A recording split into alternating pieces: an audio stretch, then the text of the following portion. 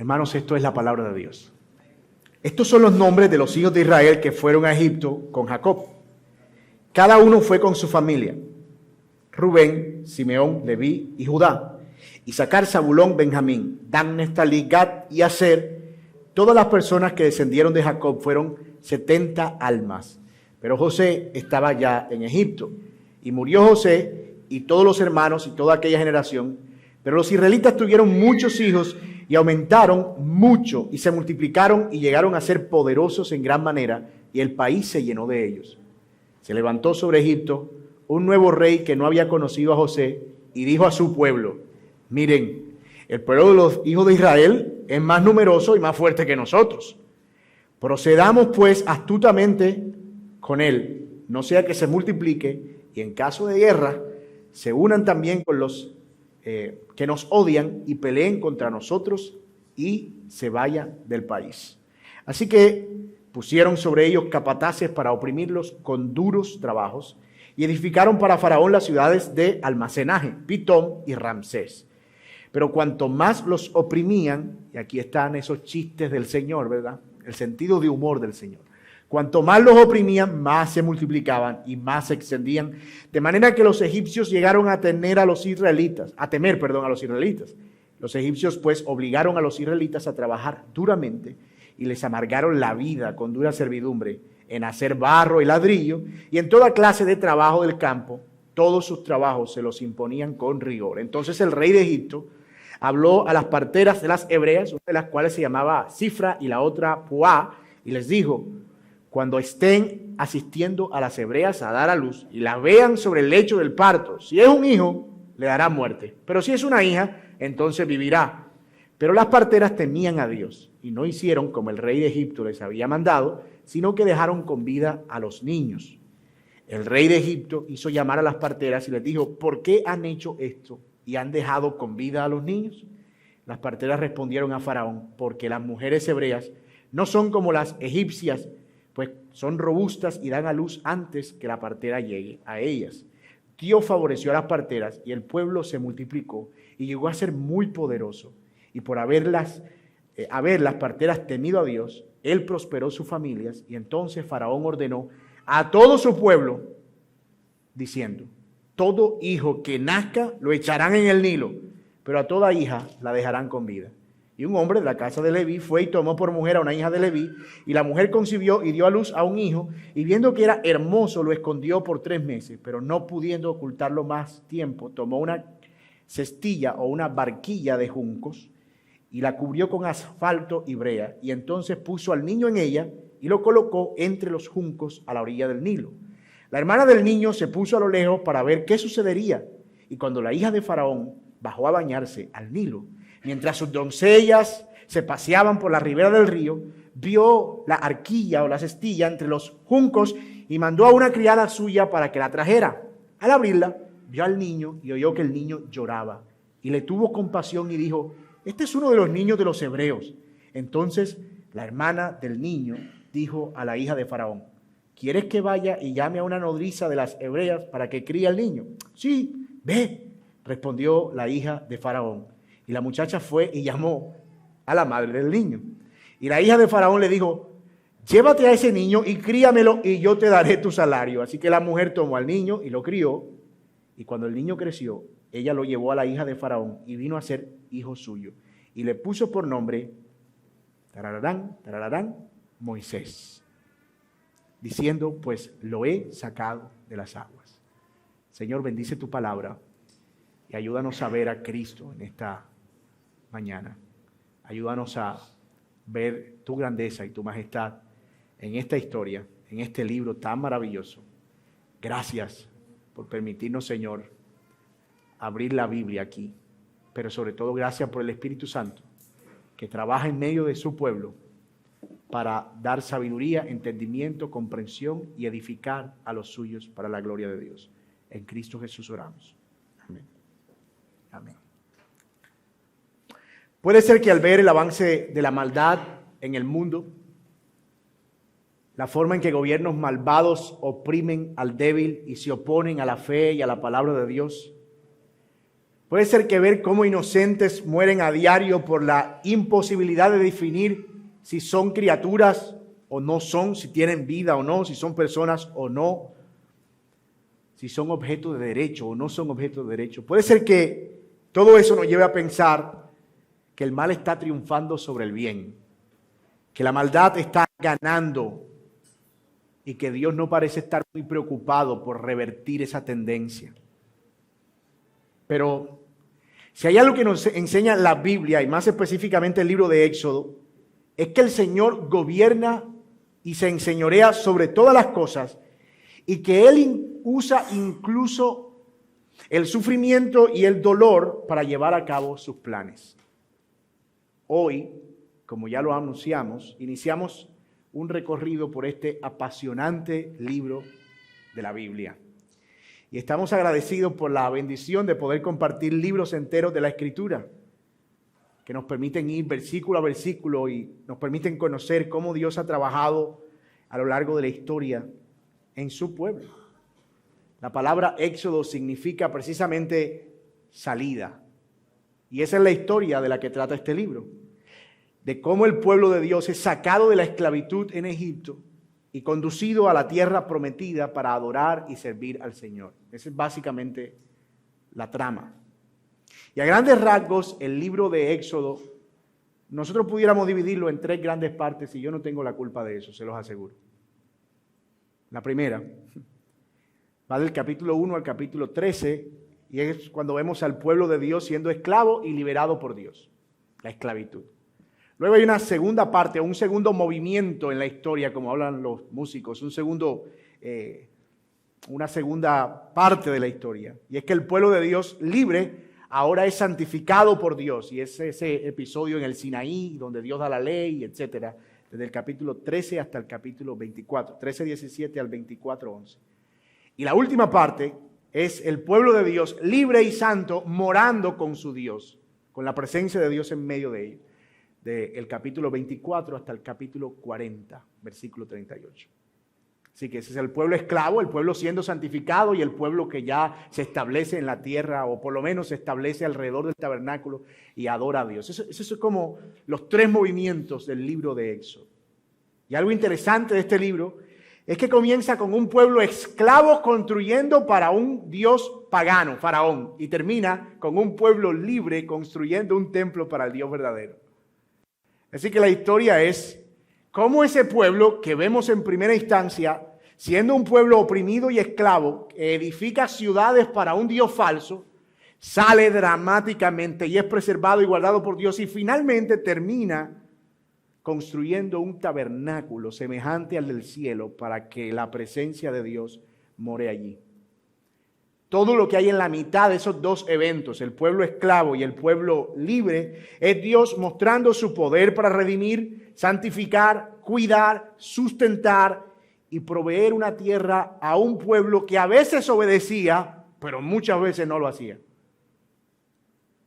De hecho, en muchas ocasiones fue rebelde, pero Dios fue fiel. Así que hoy vamos a entrar al primer movimiento de esa historia. Vamos a ver al pueblo esclavo, nos vamos a concentrar ahí, vamos a ver cómo vivía ese pueblo esclavo y qué es lo que Dios hace o empieza a hacer para liberar a ese pueblo de esa esclavitud. Veremos a ese Dios cumpliendo fielmente sus promesas y veremos cómo Él guarda al pueblo en medio de gran adversidad y opresión, pero también veremos cómo el Señor provee un libertador para ese pueblo que es lo que le da título a nuestra enseñanza en la mañana de hoy, un libertador sacado de las aguas. Así que esa estructura o ese argumento es lo que le va a dar forma a nuestro sermón en la mañana de hoy. Veremos el primer punto entonces, versículos 1 al 7, el Dios que cumple sus promesas a un pueblo esclavo. Luego veremos el Dios que protege a un pueblo esclavo, versículos 8 al 22. Y finalmente veremos al Dios que provee esperanza a un pueblo esclavo, capítulo 2, versículos 1 al 10. Dios que cumple sus promesas al pueblo, incluso en medio de la esclavitud, un Dios que guarda al pueblo durante la esclavitud y un Dios que provee a un libertador para sacar a ese pueblo de la esclavitud. Ese va a ser el bosquejo que nosotros vamos a usar en la mañana de hoy. Y veamos entonces nuestro primer punto. Vamos a acercarnos un poco a cómo se ve ese pueblo allí en Egipto, cómo llegan ahí. y qué era lo que estaban haciendo realmente. Este capítulo que hemos leído, el capítulo 1, es la historia continuada de Génesis. Génesis termina con Jacob yendo a Egipto por pedido de José. Ustedes conocen esa historia porque la han visto todas las Semanas Santas de su vida. Y es que José, y entonces están llorando por la escena de José con los hermanos, pero es que José, ¿verdad?, se vuelve el segundo más importante en Egipto. Hay una gran hambruna y luego de unas cosas dramáticas, impresionantes, José manda a llamar a su padre, ¿verdad?, como el hijo que se va para la capital y de repente le dice: papi, venga, que yo quiero mantenerlo aquí, me está yendo bien. Y Jacob llega a Egipto, también por autorización del Señor, y allí le dan una tierra, una ciudad, y ellos la cultivan, empiezan a vivir en la tierra de Gosén, y el pueblo se multiplica. Pero Jacob se muere, y José se muere, y la generación de ellos siguió creciendo allí en Egipto. No eran una familia numerosa, a decir verdad, cuando llegaron. El texto nos dice que eran 70 almas más o menos, es decir, que era un poquito menos de lo que tenemos aquí hoy en este salón. Pero eran suficientes para que pudieran llegar a ser una gran nación, por lo menos. Parte del plan de Dios era precisamente ese: tomar a esa pequeña familia y convertirla en una gran nación en Egipto. Y ese plan no era un plan improvisado de Dios, ya Dios se lo había dicho a Jacob. Nosotros podemos leer eso en Génesis, cuando el Señor le dice a Jacob, capítulo 46, versículos 1 al 4, Israel salió con todo lo que tenía, llegó a Beerseba y ofreció sacrificios al Dios de su padre Isaac. Y Dios habló a Israel en una visión natural y dijo: Jacob, Jacob. Y él respondió: aquí estoy. Y él dijo: yo soy Dios, el Dios de tu padre. No temas descender a Egipto. Eso lo está diciendo el Señor a Jacob antes de toda esta historia. No temas descender a Egipto, porque allí te haré una gran nación. Yo descenderé contigo a Egipto, y ciertamente yo también te haré volver, y José cerrará tus ojos. Es decir, te vas a morir primero que José. Que ya este escenario era un escenario anunciado, y eso era importante. Porque acuérdense que Jacob era hijo de la promesa, hijo de Isaac, hijo de Abraham. Y Dios le había dicho a Abraham cuando le dio la promesa: cuidadito con ir a Egipto. Y a Isaac le dijo: ojo con descender a Egipto. Pero aquí a Jacob le está diciendo: mira, dentro de mi plan las circunstancias han cambiado un poco. Y no era que Dios estuviera variando su plan, sino que en ese cambio de circunstancias Dios ve ahora a Jacob como potencial multiplicado en Egipto. Y dice: ve que yo voy a estar contigo ahí. Así que Jacob desciende. Y el versículo 7 añade una información importante. Miren lo que dice el versículo 7. Pero los israelitas tuvieron muchos hijos y aumentaron mucho y se multiplicaron y llegaron a ser poderosos en gran manera, y el país se llenó de ellos. El lenguaje que está usando el autor ahí es siempre metafórico, mucho, muy grande. Es decir, es de transmitir que ellos crecieron y crecieron rápido, aumentaron mucho, tanto que Egipto se llenó de ellos. Hace poco hablaba con un hermano que vino de Canadá y me estaba diciendo cómo Canadá había empezado una estrategia para poder colonizar o para poder llenar a su país de gente extranjera. Así que es básicamente un país de migrantes, de gente que llega para que se establece y trabaja. El asunto es que, bueno, esa gente que llega no tiene la promesa de que van a crecer y multiplicarse y luego Dios los va a sacar como libertador, ¿verdad? Pero más o menos esa es la idea, ¿verdad? Dios los lleva ahí para que ellos aprovechen los recursos de esa tierra, aprovechen el Producto Interno Bruto de Egipto, aprovechen los medios de producción y se establezcan y crezcan como una nación. Como lo vemos en el versículo 1, es impensable que una nación sin recursos, de nuevo, sin medios de producción propios, porque eran nómadas, sin medios de producción, sin tierras, porque no habían llegado a la que Dios le había prometido, y la que Dios le prometió estaba ocupada por otra gente. O sea que sin tierra llegaran a subsistir. Era muy poco probable que un grupo de 70 personas en esas condiciones, de manera natural, se convirtieran en una nación. especialmente en un contexto donde las naciones ya estaban constituidas, y eran naciones poderosas, con grandes extensiones de territorio y con gobiernos consolidados. Pero aquí vemos la mano del Señor, cumpliendo su promesa a un Dios fiel. Cumpliendo su promesa a Abraham, la que le hizo en el capítulo 12 y luego en el 14, que yo te voy a multiplicar como la arena del mar y como las estrellas del cielo. Dios estaba comprometido con hacer cumplir esa promesa, y eso es lo que el Señor está llevando a cabo aquí milagrosamente. Los judíos sabían que Egipto no era su lugar definitivo, sin embargo, era allí donde Dios les había prometido hacerlos crecer. Y yo no dejo de pensar en las veces que creemos que si queremos ver un futuro provechoso para nuestras vidas, que si queremos prosperar, entonces necesitamos condiciones ideales. Si viviera en otra ciudad, si viviera en otro lugar, si tuviera otro trabajo, si tan solo hubiera otra iglesia, si tuviera otra esposa. No. Si mis condiciones fueran ideales, yo no estaría donde estoy. Estaría más prosperado. Lo cierto es que Dios puede llevar a cabo su plan y guardarnos y bendecirnos, incluso si las condiciones son las peores. Incluso si no estamos donde nosotros queremos o creemos que debemos estar.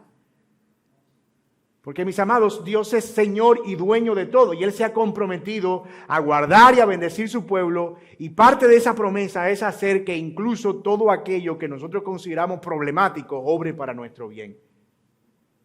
Y esa es una muestra. Dios no necesita condiciones ideales para ser fiel. Dios es fiel por encima de las condiciones. Y Egipto fue difícil porque en algún momento, como lo veremos, presentó opresión y esclavitud. Pero hasta ahora, versículos 1 al 6, ahí no hay esclavitud por ningún lado. Egipto se convirtió en un refugio para los judíos. Y durante mucho tiempo, mientras José vivió y el faraón que conoció a José, y probablemente el hijo de faraón que conoció a José, de pronto hasta el nieto de ese faraón que conoció a José y se acordaba de José, decía, mira, tengan consideración con ese pueblo. Pero entre más avanzaban las generaciones, menos afecto había. ¿Quién es esa gente? No, ellos son el abuelo tuyo fue amigo de José. Pero ya usted sabe que de bisabuelo para abajo eso no tiene, esa sangre es clarita. Y de repente llega un faraón al que no le importó eso. Pero antes de eso, a ellos los trataban como la familia de José. Como les digo, tenían un territorio, nadie se metía con ellos, podían hacer su religión ahí, podían adorar a su Dios ahí, ofrecer sus sacrificios ahí. Y eso también era un problema. Egipto fue un problema cuando los esclavizó, pero también fue un problema cuando no los esclavizó, porque eso es lo que sucede con las condiciones ideales, que a veces son tan ideales que nos aferramos a ellas y creemos que son nuestro destino final. Y eso es un peligro. Israel tenía el peligro de acomodarse en Egipto, de sentirse demasiado bien tratado. Y eso es una analogía, una muy precisa analogía de lo que somos nosotros como creyentes. Puede ser que experimentar las comodidades de este mundo nos borre el deseo de anhelar el cielo nuevo y la tierra nueva que Dios nos ha prometido. Tú puedes ver cómo poco a poco esas verdades han ido desapareciendo de los púlpitos. Y como lo he dicho otras veces desde aquí, pareciera que la venida de Cristo se convirtió en una doctrina de marino. Mamá, Cristo vino y su pueblo se llevó, no hay remedio, no hay salida, la gran tribulación. ¿Cómo que no? Esa es una doctrina de gente como que antigua, como que... Los que tienen más añitos en el Evangelio saben a qué me refiero, ¿verdad? Pero esa doctrina desapareció de los púlpitos. El Evangelio de la prosperidad empezó a enfatizar tanto las posesiones materiales y empezó a enfatizar tanto que puedes ser rico aquí, decláralo y decrétalo, este es tu tiempo ahora, aquí, este mundo, tú puedes ser rey, tú puedes establecer, tú puedes cambiar la realidad. Acá, si todo esto puede ser tan perfecto, ¿para qué queremos una vida eterna? unamos a todos los evangélicos del mundo y empecemos a declarar un mundo diferente. Colombia para Cristo, Bolivia para Cristo, Venezuela para Cristo, y luego que tengamos a todos para Cristo, nos quedamos aquí. Así, Señor, te ahorramos ese trabajo de que tengas que venir por segunda vez. Y entonces ese énfasis humanista y materialista y ese énfasis en adquirir posesiones ha ido borrando la idea de que en realidad este no es nuestro destino final, no somos de este mundo. No somos de este mundo, estamos aquí, pero no somos de aquí. Y debemos tener eso en nuestra mente y en nuestro corazón. Somos extranjeros, dice Pedro en su primera carta, somos extranjeros y peregrinos. No nos extrañemos cuando nos miren como extranjeros y como peregrinos. A veces queremos reclamar demasiado derecho democrático sobre este mundo. Trátame como lo que es digno, no me ofendas por mi fe. No puedes esperar otra cosa. Este es el mundo en el que estamos. Y tanto por opresión como por comodidad puede representar un peligro para nosotros. Y por eso necesitamos confiar en que Dios obra según su voluntad. Y Él es fiel por encima de las circunstancias. Pero esta historia pronto será arropada por las nubes de la aflicción y el terror. Y me gusta imaginarme esto como una película, ¿verdad? Entonces, empieza la película y tú puedes ver a un niño corriendo detrás de una oveja.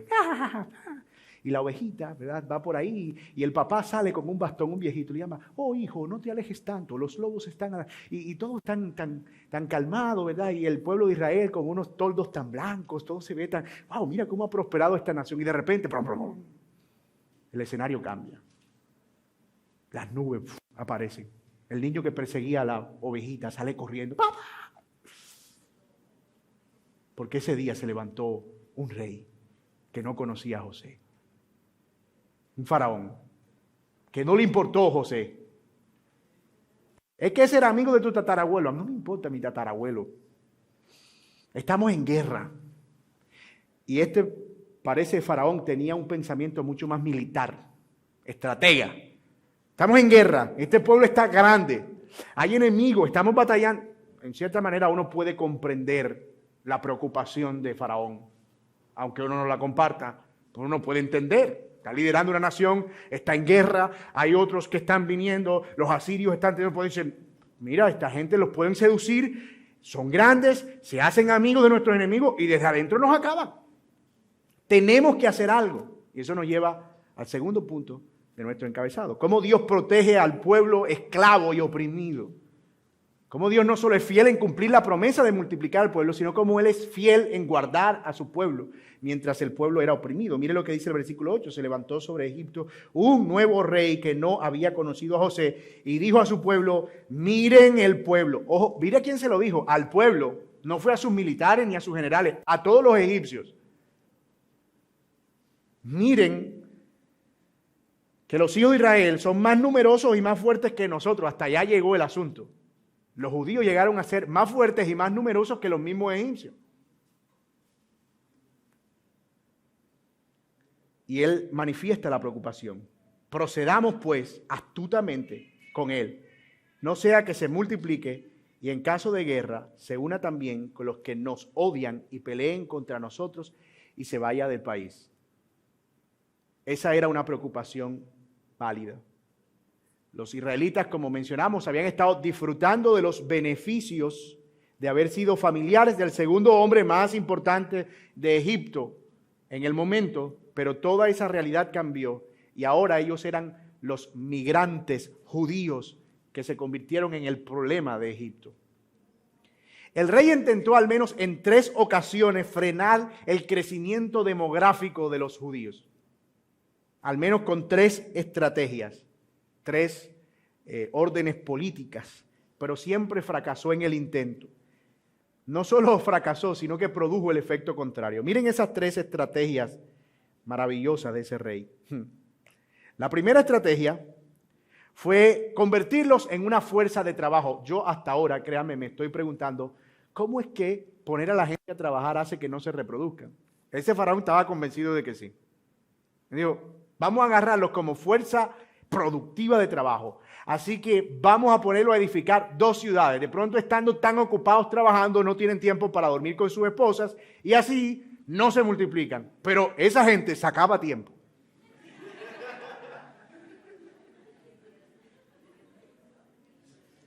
Mira, yo espero que ustedes se estén riendo del texto y no de la idea, porque el texto lo dice claramente.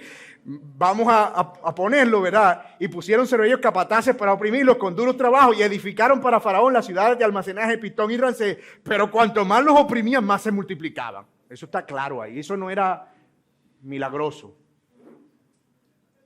Así que, hermano soltero que estás aquí, si estás aspirando a tener muchos hijos, trabaja duro. Trabaja duro, porque el trabajo duro abre el vientre.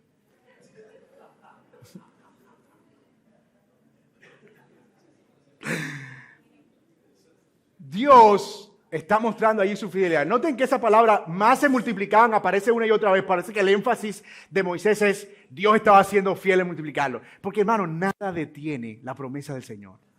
Nada puede detener la promesa del Señor. Así que Faraón, al ver que la cosa no iba como él quería, sino al contrario, dice, mira, ¿sabes qué? Vamos a meterle mano dura, vamos a meterle maltrato, lo vamos a volver esclavos. Así que en un segundo intento, más macabro, pidió que los pusieran a hacer ladrillos, a producir cada vez más y a que hicieran de todo. Y de repente, al ver que eso no funcionaba, él va un paso más allá en su maldad. Si ustedes se dan cuenta, este faraón está caracterizado por ser demasiado testarudo. Lo vamos a ver con el tema de las plagas, pero era un hombre obstinado, sin duda. Así que él hace un intento todavía más macabro y habla con las parteras, que parece por sus nombres, que eran judías, Cifra y la otra Puá. Y le digo, cuando estén asistiendo a las hebreas a dar a luz y las vean sobre el lecho del parto, si un hijo, si es varón, le dará muerte, pero si es una hija, entonces vivirá. Eso era una tasa de reducción de natalidad por genocidio. Nació varón, mátalo. Nació niña, déjala. Porque nuestro problema es con los varones, que son los que se arman para la guerra. Así que si se llenan de niña, no hay ningún problema. Ahora, aquí vemos cómo es Dios quien ahora entra en la escena. Hasta ahora no hemos visto nada de Dios, ¿verdad? Por ningún lado. Pero aquí Dios entra en escena. ¿Y cómo entra Dios en escena? Bueno, Dios entra en escena en una relación con estas mujeres, Cifra y Puá. Egipcias al parecer por sus nombres. Porque ellas en algún momento empiezan a salvar la vida de los niños y cuando Faraón se da cuenta, las llama. Escúcheme, eso no era un llamado como de que, ven acá, Cifra y Puá, tú me puedes, ¿qué está pasando? Yo veo como raro, ¿me puedes explicar qué pasa? No, eso era un tema de sentencia de muerte. ¿Por qué tú no estás obedeciendo mi mandato?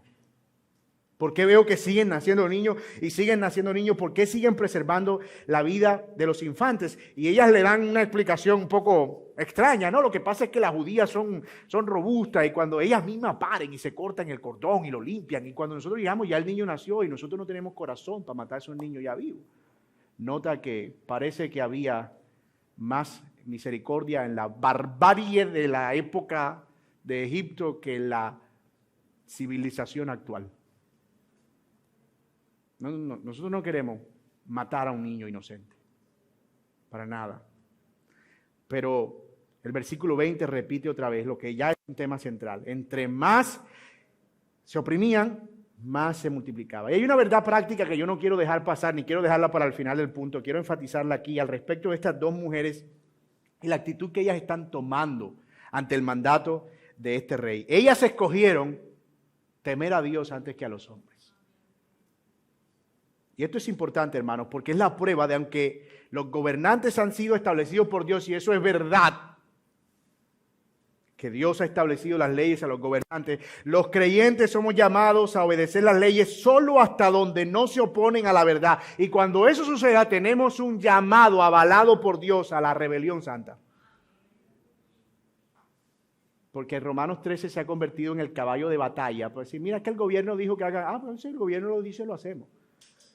Mira que el gobierno dijo que no te puedes reunir los domingos. Ay, mira qué bien, nos reuniríamos los domingos, pero como el gobierno dijo que no, hay que someterse.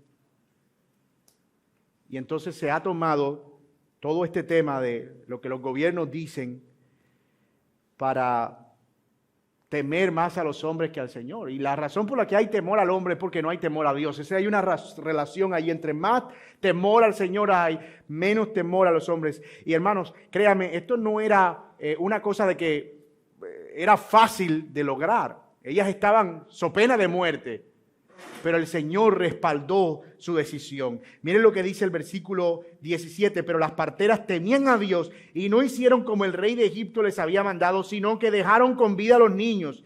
Y el rey de Egipto hizo llamar a las parteras y les reclamó. Pero el versículo 19 dice, las parteras respondieron a Faraón que las hebreas eran más robustas. Y el 20 dice, Dios favoreció a las parteras y el pueblo se multiplicó.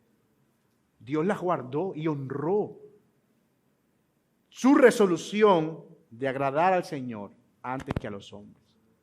Mis amados, es ese llamado a la fidelidad, ese llamado a honrar lo que el Señor dice por encima de cualquier cosa a lo que nosotros estamos llamados. Y estoy seguro que algunos de ustedes dirán, bueno, pero nosotros no tenemos gobernantes como Faraón, que estemos en una situación tan difícil. Pero muy posiblemente eres una esposa que está lidiando con un esposo no creyente. O eres un hijo que está lidiando con padres que se están oponiendo a la fe. Y aquí hay que aplicar mucha sabiduría. Papá, mamá, yo quisiera obedecerte. Y estoy dispuesto a hacerlo en todo. Y me duele no hacerlo. Pero esto que me estás pidiendo es algo que no puedo hacer porque va contra la palabra del Señor. Mira, esposo, yo lo último que quisiera hacer en mi vida es poner en peligro nuestro matrimonio a causa de mi desobediencia. Pero no puedo seguirte en esto que me estás pidiendo, porque sería deshonrar al Señor. Y si yo honrándote a ti, tú estás contento, yo prefiero dejar de hacerlo, porque si te honro a ti, deshonro al Señor. Quien no va a estar contento es el Señor. Y si me pones a escoger a quién quiero ver menos contento, la Biblia no dice que dura cosa es caer en manos de un marido airado, pero sí dice que dura cosa caer en manos de un Dios vivo. Ojo, miren que estoy hablando como que recreando un caso hipotético, porque a veces las mujeres y los hijos y los que están lidiando con autoridades que se oponen son demasiado desafiantes. Ay, no, olvídate, tú verás, a ver, yo me voy para donde me tengo que ir, yo ayuno todos los días, vigilia todos los días, o sea, no se atiende la casa, o sea, que yo estoy con Dios, tú verás a ver si te quieres ir de esta casa. Pero tampoco. Porque si estamos siguiendo con el ejemplo de la mujer sabia edifica su casa. El hijo sabio debe honrar a su padre y a su madre. Y se pueden hacer ambas cosas. Se puede desobedecer con altura, hermano. Hay que desobedecer como cristianos, con altura. Pero ese faraón, caracterizado por su testarudez, intenta una tercera cosa. Esta vez, más drástica. Miren lo que dice. Le dijo al pueblo, ya no a las parteras, a todo el pueblo. Versículo 22. Todo hijo que nazca lo echarán en el Nilo, pero la hija dejarán con vida. Aquí ya no era solo mátenlo antes de nacer, no era un aborto generalizado. Ahora es, si ya nació y es niño, échenlo al río. Ahora, eso tenía un simbolismo fuerte porque el Nilo era para los egipcios un dios. Así que decir, mátelo y échelo al Nilo era como que Dios aprueba eso. Nuestro Dios Nilo aprueba eso. Es un sacrificio para nuestro Dios. Mira cómo se puede disfrazar una barbarie de religión. ofrézcanlo en sacrificio a nuestro Dios Nilo. Y ese era un genocidio, un intento por acabar con el pueblo de Dios a como diera lugar. Ustedes se acuerdan que eso fue lo que hizo Herodes también cuando se enteró que iban a ser uno que iba a ser rey. Es bien interesante cuando uno empieza a pensar en los paralelos entre Mateo y Éxodo. Es una cosa tan bien arreglada. Vamos a ir viéndolo poco a poco. Pero aquí estamos, frente a un genocidio. Y eso ya no era una orden, como dije, solo para las parteras, sino para el... Tú te imaginas, es que era todo egipcio que caminaba por las calles y oía el llanto de un niño. ¿Quién lloró ahí? Muéstrame. Niño hebreo, hay que echarlo al Nilo. No, que mira, que no. No, Faraón dijo, aquí está, como sacrificio al Nilo. Era una zozobra increíble, impresionante. Solo imaginemos lo aterradora que era esa idea. La mujer que parió y tiene que callar al niño, que esconderlo, que no llore, porque es que si llora y alguien lo escucha, va a morir. Y ese es un pasaje abrumador por donde se le mire, terrible la maldad. Sin embargo, deja una vez más en claro cuál es el carácter de Dios que guarda a su pueblo en medio de la adversidad. Solamente el Señor puede sacar bienes de males. Solo Él puede hacer que haya fruto en la esterilidad. Solamente Él puede hacer que un pueblo que está condenado a desaparecer, por el contrario, se multiplique. Y esta ha sido la historia del pueblo de Dios siempre. No solo el pueblo de Israel, el pueblo de Dios en general, siempre. Piensen en la iglesia misma en los días de Jerusalén. 120 en el aposento alto. De repente se convierten, predican, 3,000 se convierten. Y empiezan a seguir a este hombre Jesús. Eran un manojo de judíos de poca influencia, gente de no mucho estatus social, no de mucha influencia política, que empieza a adorar a un judío muerto, desnudo, que según se cuenta resucitó al tercer día. La religión oficial empieza a perseguirlos, encuentra cartas para poder perseguirlo a donde quiera que vayan, pero esa religión parece que entre más los persiguen, más se extienden por el mundo. Suenan todavía las palabras de Hechos 5 de Nicodemo en aquel concilio que hubo después que hubo aquel gran alboroto por la sanidad de un cojo. Y entonces, mira, tenemos que hacer algo con esta gente que anda predicando en nombre de Jesús. Eso es una nueva religión. Hay que hacer algo. Y Nicodemo, que ya estaba salpicado por esta situación, por el cristianismo, que ya se había encontrado con el Señor Jesucristo, Nicodemo les propone a sus compañeros de consejo lo siguiente: por tanto, en este caso les digo, que no tengan nada que ver con estos hombres y dejémoslos en paz, porque si este plan o acción es de los hombres, perecerá, pero si es de Dios, no podrán destruirlos, no sea que se hallen luchando contra Dios. Mis hermanos, más de 2000 años han pasado y la iglesia del Señor, esa pequeña semilla de mostaza que se sembró en Jerusalén, se ha convertido en un árbol frondoso que lleva fruto. Y la razón es que el mismo Dios que prometió cumplir sus promesas a Israel, la está cumpliendo para su pueblo y la seguirá cumpliendo.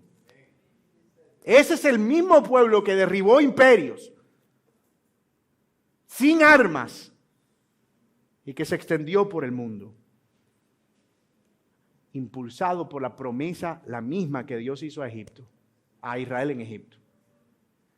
Yo edificaré mi iglesia y las puertas del Hades no prevalecerán contra ella.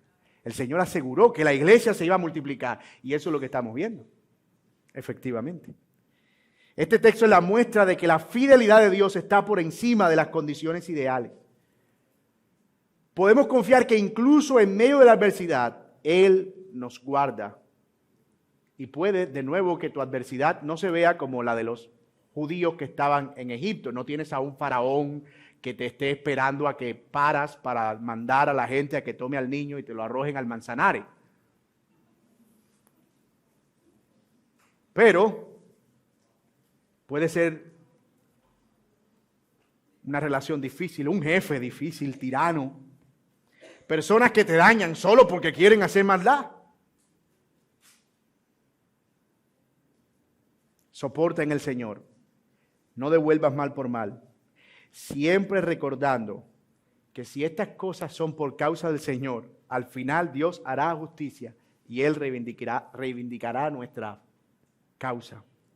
No tenemos que salir siempre a tomar justicia por nuestra mano, porque podemos confiar en el Señor que Él dará a cada uno el pago y recordar sus promesas para nosotros.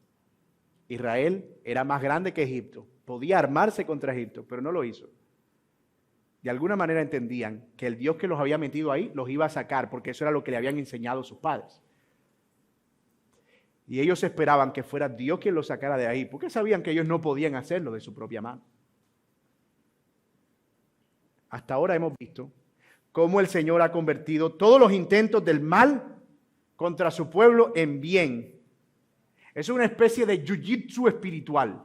¿Sabe qué es el jiu-jitsu? Es una técnica japonesa que usa la fuerza del oponente para derribarlo. No usa armas. Tú tiras un puño a alguien que practica jiu-jitsu, él solamente va a usar tu propia fuerza mecánica y las articulaciones para derribarte, sin hacer nada. El Señor está haciendo jiu-jitsu con Faraón. ¿Me quieres matar? Multiplico al pueblo. ¿Quieres matar a mis hijos? Pues hago que nazcan más. Jiu-jitsu espiritual. Voy a registrar eso. Jiu-jitsu celestial, ¿verdad? Dios sin arma, usando la fuerza de su oponente contra sí mismo. Y todo esto parece una paradoja, parece un chiste, parece una broma, ¿verdad? Es como que el coyote contra el correcamino.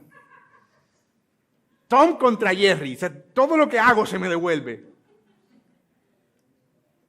Y Dios termina ahora mostrando su poder y su gloria con todavía más gracia.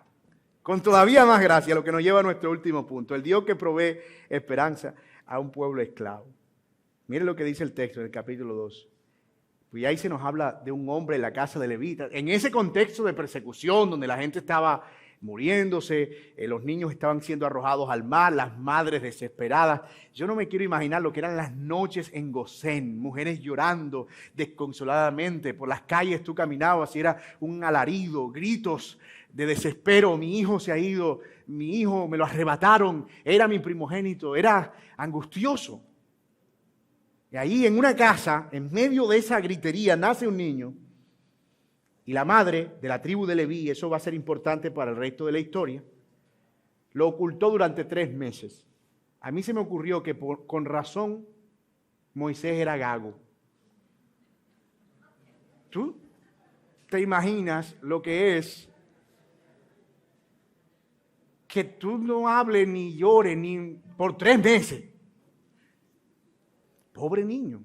No desarrolló sus cuerdas vocales, que con el Señor. Moisés, ve, Señor, tú sabes que yo soy tardo para hablar. Y el Señor le tuvo que poner a alguien que hablara por él. Se me ocurre, no es que esa sea la razón, pero uno entendería si fuera esa la razón. 3 meses, el niño, ni lloro, ni llanto, ni nada. ¿Verdad? El texto nos dice que el niño era hermoso, que era bello, pero a los 3 meses ya ella no podía ocultarlo más.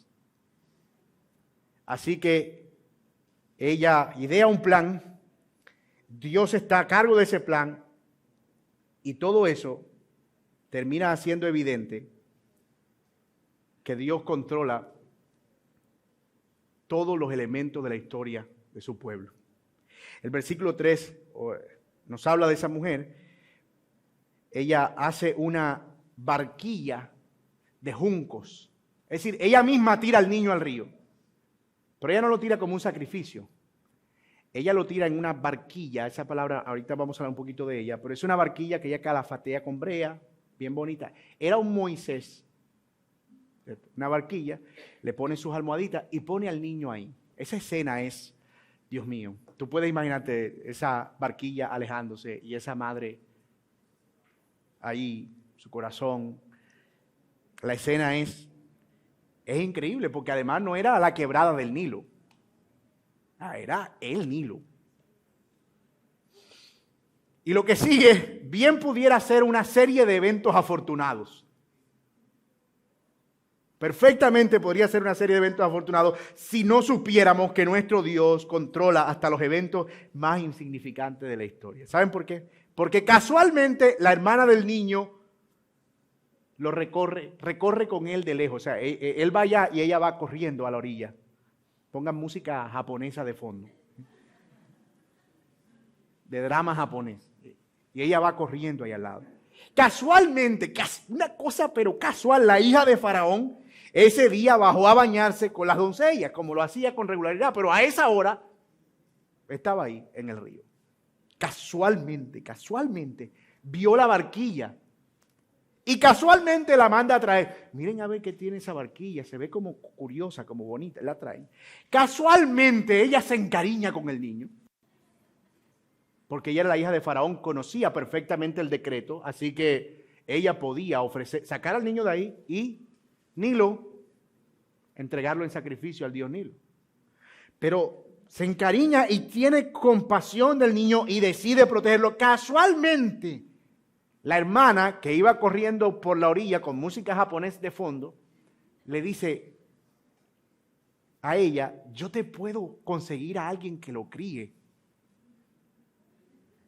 Y ella le dice, ¿sí, segura?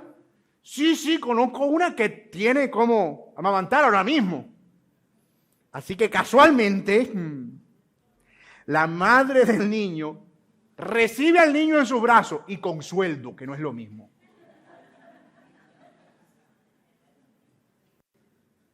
Dime si Dios a veces como que no se pasa, Dios. El Señor, como Él orquesta las cosas, que uno dice, Dios estaba en control de absolutamente todo, hasta el flujo del río. Y todo eso para llevar a cabo su plan. Así que ella está ahora con su hijo de vuelta, protegida por la hija de Faraón, amamantándolo y con un salario que no tenía ninguna otra judía de la época. Le están pagando por criar a su propio hijo.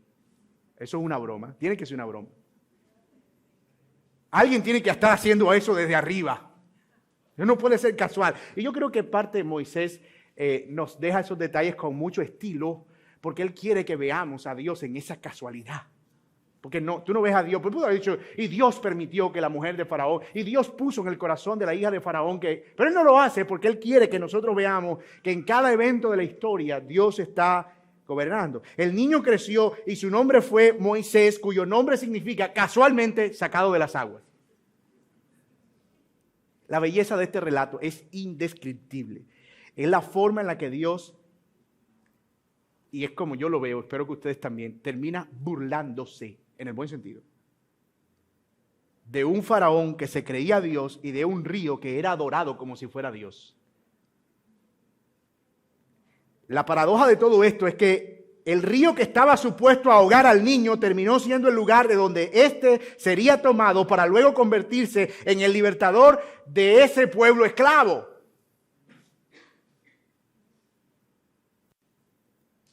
Y hay un detalle que algunos comentaristas apuntan y que ha sido bastante curioso, pero da mucho sentido a la trama realmente. La palabra que Moisés usó allí en Éxodo para referirse a arca solamente se ha usado una vez más en la Biblia. ¿Dónde creen ustedes? ¿A dónde? Ahí mismo. La palabra arca que usa Moisés aquí para referirse a la arquilla en la que iba Moisés es exactamente la misma palabra que se usa para referirse al arca de Noé, y no se usa más esa palabra en ninguna otra parte de la Biblia. Y Moisés, autor de ambos libros, parece que está queriendo comunicar al pueblo que otra vez Dios está proveyendo un medio de salvación entre las aguas. En las aguas turbulentas del juicio, el Señor está sacando de allí a un Salvador. ¡Wow! Y eso nos deja al mismo tiempo una tremenda conexión con el Evangelio. Tremenda. Porque es ese mismo Salvador el que una vez fue presentado en el Jordán como el Cordero de Dios que quita el pecado del mundo, y sepultado en las aguas y sacado ahí de esas aguas como mi Hijo amado, en quien yo me complazco, quien luego se ofrecería por nuestros pecados y nos daría esta maravillosa libertad que tenemos en Cristo Jesús. ¡Wow, hermano! Parece que Dios tiene el arte de sacar salvadores de las aguas.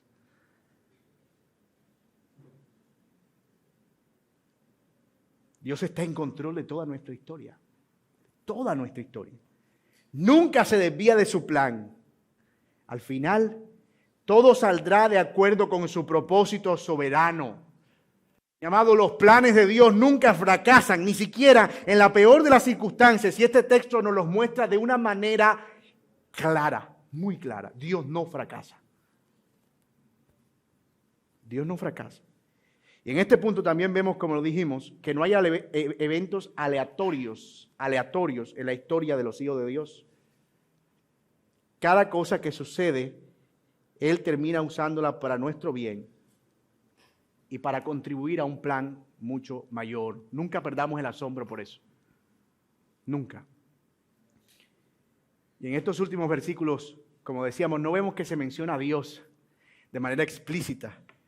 Pero no dudamos en ningún momento que Él es quien está trayendo todo este bien a través de los detalles que consideramos insignificantes. Como dicen los artistas, el arte está en los detalles. Como hemos visto, hermanos, en este pasaje, la historia del pueblo de Dios es más una historia acerca de Dios obrando en su pueblo. Él es el protagonista de esta historia porque Él es el Dios fiel que termina multiplicando al pueblo como lo había prometido. Él es el Dios poderoso que termina guardando jocosamente a su pueblo en medio de la opresión y la esclavitud. Y Él es el Dios libertador que termina proveyendo un salvador para su pueblo de la manera más singular que se le pueda ocurrir.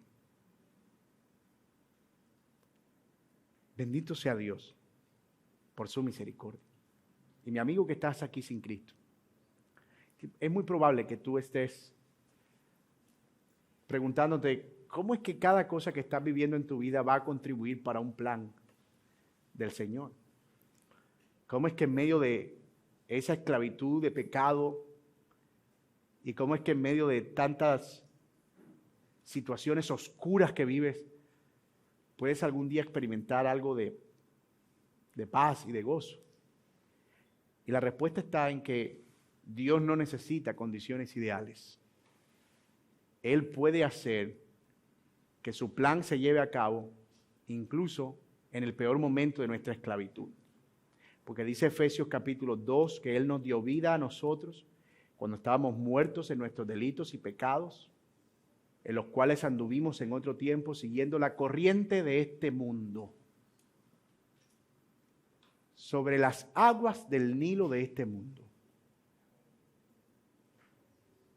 Esclavos del pecado, esclavos del mundo, esclavos del diablo, y éramos por naturaleza hijos de ira lo mismo que los demás, pero Dios sacó a un Salvador de las aguas.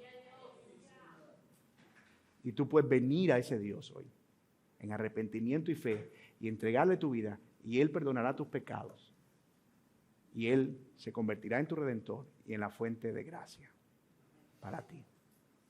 Mi hermano, yo quiero que oremos al Señor, dándole gracias por su palabra.